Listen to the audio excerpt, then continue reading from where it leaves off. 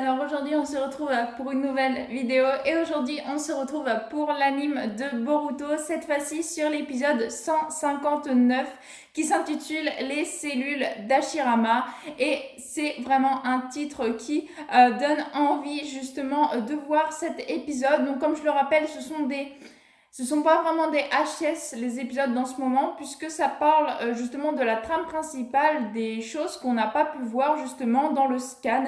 Parce que le scan, comme je le répète, c'est vraiment très runché, certes c'est très intéressant, mais du coup c'est vraiment très runché et ils ne prennent pas le temps de s'attarder sur des détails qui pourraient avoir leur importance, ce que l'anime corrige et que je trouve vraiment bien. Comme je le disais, vraiment je trouve que l'anime, certes on a des hors-séries vraiment très nuls, qui ne nous apportent rien, mais on a aussi des épisodes qui s'attardent sur les détails et qui ça par contre est vraiment très intéressant je trouve. Du coup voilà, cet épisode là est plus un hors-série mais qui apprend non serait-ce que des choses vraiment très importantes.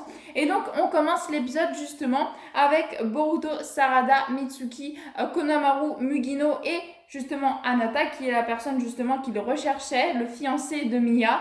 Et donc il le retrouve, comme je le disais à la fin de l'épisode dernier, avec une espèce d'apparence un peu bizarre, comme s'il avait perdu totalement la capacité de ses propres émotions, comme s'il était dépourvu d'émotions, comme s'il s'était transformé en bête en quelque sorte, sauf que c'est encore un être humain et qui semble pouvoir étirer ses bras comme il le veut, un peu comme la Mitsuki. Donc on se retrouve justement avec Anato qui vont essayer donc de le sceller pour pouvoir après le soigner, voir ce qu'il a, voir ce qui s'est passé. On a justement en train de regarder l'équipe de Victor et Victor qui donc justement est là pour pouvoir voir ce qu'il se passe, mais qui est surtout là parce que c'est justement l'un de ses subordonnés, l'un de ses apprentis, puisque lui c'est le chef justement de là où Anato travaille. Donc, il n'arrive pas justement à le sceller, à pouvoir l'arrêter, à le paralyser pour pouvoir ensuite pouvoir le soigner. Et Boruto se fait blesser à la main. Et on a Mitsuki qui vient pour venir en aide justement à Boruto, qui arrive à lui venir en aide avec ses serpents, avec sa poigne spectrale. Donc Mitsuki arrive sans mal à venir en aide à Boruto, seulement après, vu qu'ils ont vu que toute leur technique ne faisait pas effet, et Victor a ordonné à ses subordonnés d'utiliser une espèce de foudre avec un outil scientifique ninja sur Anato pour pouvoir justement éviter qu'il puisse blesser les environs, etc. Donc ils arrivent à le canaliser comme ça et ensuite ils demandent justement à l'équipe de Konohamaru de rentrer à Konoha, que leur mission est terminée et que si ils n'avaient pas fait ça, s'ils n'avaient pas arrêté Anato avec ses propres coéquipiers, eh bien il aurait pu se déchaîner et il y aurait eu sûrement des dégâts très importants. Donc en gros il leur ordonne de retourner à Konoha, que leur mission est terminée. Donc Boruto bien sûr et toute la team sont vraiment dégoûtés et donc ils se retrouvent dans un coin d'eau où ils sont en train de faire des ricochets, mais vraiment l'air énervé de ne pas avoir réussi encore une fois une mission. C'est vrai que je trouve que Boruto dans les hors-séries, vraiment ces missions il n'arrive pas à les effectuer avec sa team. Ils sont vraiment dépourvus d'arriver à leur mission, en tout cas ils n'y arrivent pas du premier coup. Donc ils sont vraiment dépités et on voit Mitsuki qui n'arrive pas à faire justement cette espèce de ricochet. Donc ensuite il s'en va, je ne sais pas pour faire quoi.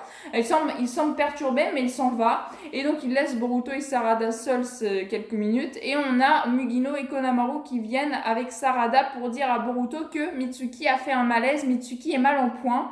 Et donc on retrouve Mitsuki totalement inerte par terre, qui semble avoir très mal au niveau de son bras. Et on a également une espèce de... donc tout le côté de son bras comme s'il était paralysé et aussi à la moitié de son visage qui semble totalement dépourvu, il ne peut pas bouger.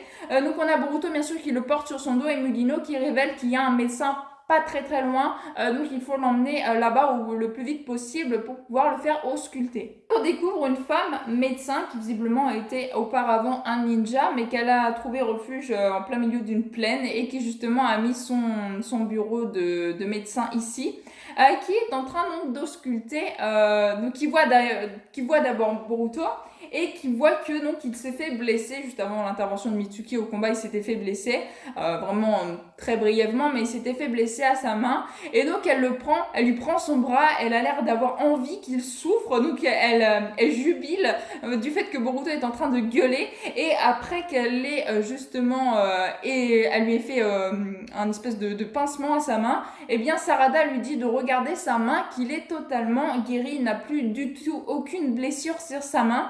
Donc c'est vraiment un médecin très bizarre qui semble se satisfaire justement du malheur de ses patients, qui semble vraiment jubiler du fait que ses patients ont mal pour pouvoir elle soigner, mais visiblement ce serait une excellente médecin. Donc bien sûr elle va ausculter Mitsuki, donc Boruto n'est pas trop rassuré de voir de ses méthodes qu'elle est en train de jubiler à chaque fois que son patient a mal, sauf que Mitsuki, vu que c'est pas un humain ordinaire, et ben il est pas là en train de gueuler comme Boruto l'a fait précédemment, sauf qu'elle arrive quand même, donc avec l'aide de Sarada en tant qu'assistant, à justement extraire la chose qui justement rendait Mitsuki malade.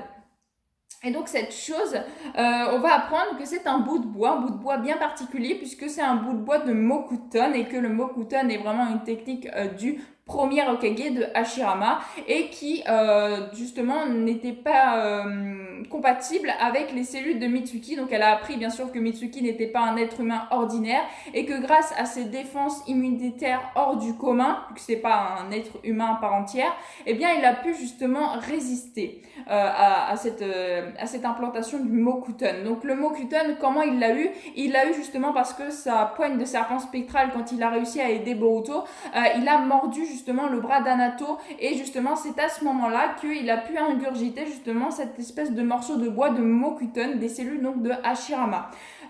Donc ce qui se passe, c'est que bien sûr ils sont très étonnés de voir les cellules d'Hashirama ici, comment ça se fait qu'ils sont présents, etc., etc. D'ailleurs un petit truc que j'ai oublié de vous dire, c'est qu'avant tout ça on voit, donc avant qu'il découvre que Mitsuki a été blessé suite à son combat, on voit Victor avec un espèce de scientifique, et qui semble dire que justement il s'est passé quelque chose, et en gros Anato il ordonne de le tuer parce que justement il a mal réagi à ces espèces de cellules d'Hashirama qu'ils auraient donc implantées volontairement, je suppose, dans son corps, et donc il aurait mal réagi. Donc Victor ordonne de le tuer, qu'il en a plus besoin, en gros, que l'humain ne réagit pas comme il aurait fallu, donc en gros qu'il faut le tuer, et qu'il se rende compte également à ce moment-là qu'il leur manque quelqu'un. Il y a quelqu'un qui se serait échappé, justement, qu'ils auraient sûrement fait des expériences aussi dessus. Voilà, quelque chose de similaire à ce qu'ils ont fait à Anato, justement, qui s'est plus ou moins répercuté sur Mitsuki vu qu'il l'a mordu Anato. Et donc ils auraient perdu justement quelqu'un, se serait enfui, donc ils sont vraiment dans le caca, parce que si quelqu'un découvre ça, ils vont pouvoir remonter sûrement là où ça s'est produit, et donc suspecter peut-être justement Victor. Donc Victor ordonne de tuer Anato, donc c'est que c'est quelqu'un vraiment de pas très sympathique, comme il a pu se faire passer justement auprès de la team de Konoha. Et donc justement la docteure, que d'ailleurs je vous avais oublié de vous dire son nom, elle s'appelle Yubina, leur révèle que justement il y a quelqu'un qui s'est amené à sa porte sans qu'elle s'y attende, et qui est tombé inerte devant sa porte. Elle l'a retrouvé, donc et bien sûr elle l'a ausculté tout ça, et elle l'a mis dans un coma forcé pour pouvoir arrêter le processus du Mokuton, parce que là c'est pas comme Mitsuki, elle n'arrive pas à le soigner. Pourquoi? Parce que justement Mitsuki étant un être artificiel, c'est pas un être humain, il a pu mieux s'en sortir, il a eu des défenses immunitaires beaucoup plus fortes qu'un être humain ordinaire, et donc là elle n'arrive pas à sauver justement cette petite fille, elle n'arrive pas à la sauver puisqu'elle s'est retrouvée complètement sans défense immunitaire, et donc en gros elle va le demander à Mitsuki de pouvoir l'aider justement avec un échantillon de son ADN ou quelque chose, ses défenses immunitaires, pour pouvoir créer un antidote pour essayer d'aider justement cette petite fille qui s'est retrouvée visiblement avec du Mokuton, avec des cellules d'Hashirama, une espèce d'expérience. Donc bien sûr ce serait pour moi sûrement, et c'est sûr même, justement la personne qui s'est enfuie du laboratoire de Victor, qui se serait enfuie justement, qui aurait cherché de l'aide, et qui serait tombée justement juste avant d'avoir pu dire quoi que ce soit justement à la docteure, à Yubina. Donc voilà, donc elle demande à Mitsuki de rester avec elle pour justement pouvoir essayer de sauver cette fille. Et on a également en contrepartie, il y aurait un marché noir au pays Lance qui justement serait probablement à l'origine justement de ces cellules d'Ashirama qui tenteraient de revendre au marché noir. Et donc au prochain épisode, visiblement, elles vont se rendre dans ce quartier-là, ce quartier de non-droit où il n'y a aucun ninja qui fait la loi, qui est vraiment une zone où il n'y a pas de règles, quoi, et où ils vont devoir se rendre pour pouvoir voir si vraiment les cellules d'Ashirama sont en vente au marché noir ou autre.